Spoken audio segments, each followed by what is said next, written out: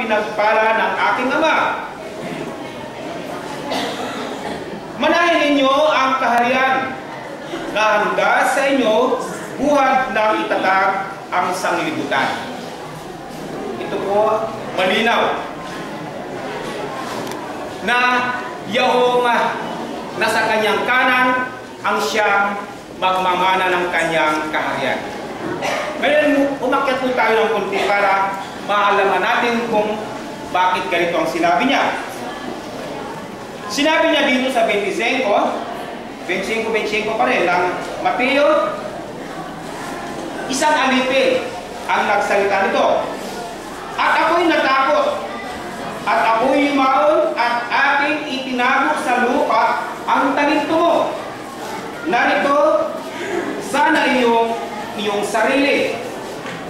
Tatapat sumagot ang kaniyang Panginoon at sinabi sa kanya, ikaw na aliping masama at tamad, nalalaman mong ako'y gumagapas sa hindi ko hinasikan at nagaani doon sa hindi ko sinabugan. Gayong pala'y ibinigay mo sana ang aking salapi sa nagsisipangalakal ng salapi, at ng aking pagdating ay tinanggap ko sana ang ganang aking parte ng pakinabang. Ito po ay sumisimbolo doon sa atin na pag nasa atin na yung karunungan ay binabaliwala natin.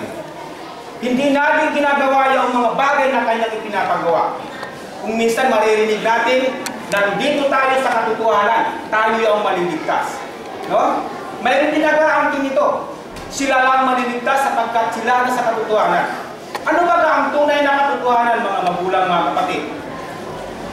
Kung babasahin po natin dito sa libro ng Lucas, ganito po ang nakasulat. Isang taong nagtanong sa ating Panginoon, at narito,